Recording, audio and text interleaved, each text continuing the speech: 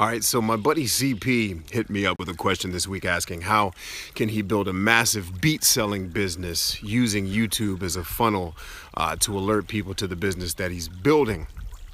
Said he's been making beats for a while, but having trouble getting traction with producers and musicians on YouTube to pick up his music. So one of the things I'm going to point out before I get into giving my 2 cents is that I know some people personally who are viciously more qualified to have this discussion in a lot more detail than I'm going to do here today. So take out a pen and write down the name Wendy Day. She's one of my coaches, one of my mentors back when I was a musician, and even still to this day.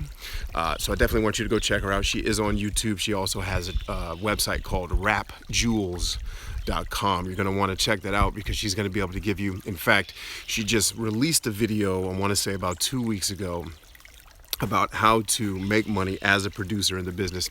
And so what CP is talking about is that he's making beats and he's been selling them to producers and beat makers and also individually to musicians, which is his preference. And my encouragement before we get into the YouTube piece is that you don't basically want to be a beat maker. You want to be a producer yourself. You want to be able to go into a situation with an artist where you can create deals where if you're creating music with them, you can get things like royalties, you can get things like a split of the money. Once they make money, obviously, you're not necessarily going to charge them everything, including the kitchen sink, when they're just working their way up and you're working your way up. But if and when they make it, you want to have deals in place that allow you to benefit from your hard work and the hard work of the artist as well. So my advice in the big picture is don't behave like a beat maker. I think making money as just a beat maker in 2017 is probably not the best idea because frankly most artists can go fishing for beats literally anywhere. In fact, I used to make my own, so I never hired beat makers or producers to help me. I did it all myself. And I think a lot of artists are thinking that way in the modern times, thinking this, I'm going to do it DIY style when I'm just starting off and don't have a huge budget to support me as an artist. But moving over to the YouTube side of the house, okay? When you're trying to build a business off of YouTube and using YouTube as a funnel into it, this is exactly what I do. You want to make sure that everything you're setting up on your business side of the house is squared away. So you're definitely going to want to, for your particular situation, you're going to want to have a website where folks can go and browse the product, can go and actually get in contact with you about how to do business with you, how to get that done, how to contact you so that you can get that set up. But in terms of making YouTube content that supports that, I definitely do not recommend making YouTube a repository for all of your beats so people can come and sample them. Hey, Philip Paul, how you doing? Thanks for watching live. One of the reasons why I say don't put your beats on YouTube like that is because it's too easy to rip them. Okay, now I may not be able to, or somebody that wants to be shady may not be able to rip the beats in a high quality fashion, but they can certainly rip the beats, take the idea and kind of reverse engineer them and make them themselves. So you don't want to, like most artists that I see on YouTube, just make it a repository for all of your beats. But there's two things that you can do that I think would work really well as a beat maker. First, if you have worked with an artist and actually produced a song, a finished product, absolutely put that on your channel and make sure that the audience understands that you are the producer behind it, because what that shows is two things. One, if the song's dope, that you're a dope producer. Two, it shows that you have authority with artists, that artists want to work with you, and such other artists that are coming to buy your products may be more inclined to work with you because you have that authority as a producer. If you're just uploading a bunch of random MP3s, chances are no one's going to think that's authoritative. They're going to think, well, maybe nobody's buying these MP3s and that's why he's uploading them to his channel. So you want to make sure that you are uploading completed work so it shows, wow, someone is actually hiring this producer to come in and make content for them. Number two, one of the things that always works on YouTube really well is this more behind the scenes approach to what you are doing as a producer. Show them your studio, show them, and I know you said, CP specifically says that he makes tutorials, so I know that you've shown people kind of behind the scenes, you've shown them your process and what it is that you do as a creator. I would definitely continue to do that. I think the challenge is if you're filming that as a tutorial, the problem is that's going to take a ton of time versus just flipping your camera on and being able to say, hey, here's the studio, here's where I work, here's my process. So I would build some of that into it as well so you can have a higher volume of content so that people are seeing your face more often.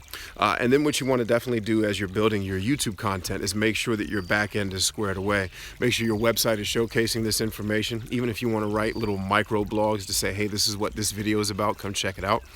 You want to have the content there to help you with SEO from a Google search perspective. But you also need to make sure, if you're trying to build this empire you're talking about, you have to make sure that people can very easily understand how to do business with you. Like, they can come and they can hear your beats and they can hear all these awesome songs that you're producing.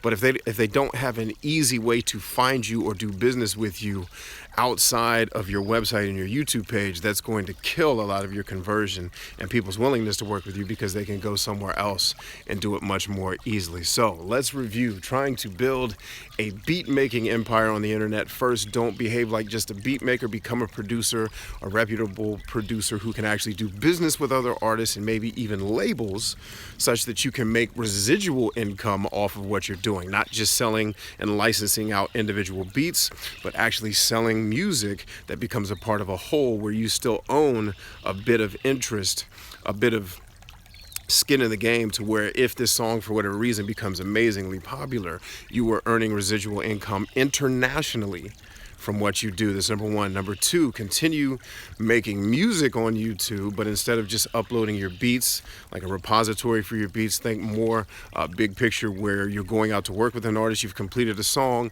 as long as you have permission from the artist who you're working with, upload that song, explain to the audience what the song was all about, what your motivation and inspiration was, but letting them see that you do produce completed works and that other artists are willing to work with you. Number three, definitely make sure that you are showing your audience who you are on YouTube. Because remember, the first word in YouTube is you, and your audience is going to connect with you more so than they're going to connect with the things that are coming out of your mouth. They're going to connect with you first, then they're going to listen to what you have to say. So give them the behind the scenes look. Give them the what is CP doing in his daily life. All right, make that a part of what you're doing, and I guarantee you'll start to see an uptick in engagement. And then as long as you're doing your business properly on the back end, you should also see an increase in conversions in terms of people being willing to buy your material. Fourth bonus tip, what I said in the beginning, get in touch with Wendy Day. Look her up, WENDY DAY on YouTube. Watch every single video she's ever produced. And even if you're not a musician, those of you who follow me as YouTubers,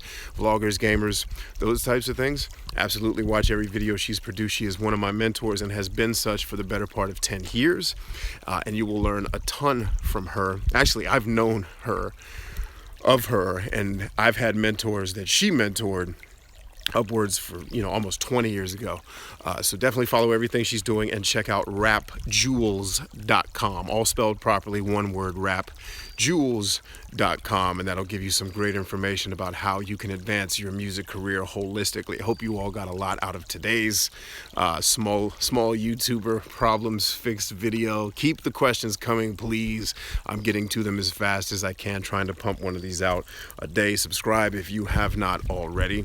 Definitely check out. I want you all, also, one of the things I'm going to start doing here in the very near future is uploading micro tip videos to my Instagram. So if you're not on my Instagram, that is Bryant Chambers Lives, BryantChambersLives.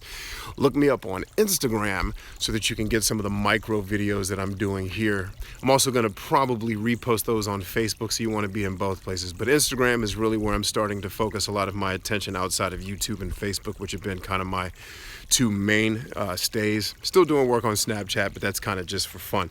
So definitely check us out on Instagram. Subscribe here if you haven't already. I love you guys. Remember that we are stronger than I. And I'll see you on the next one.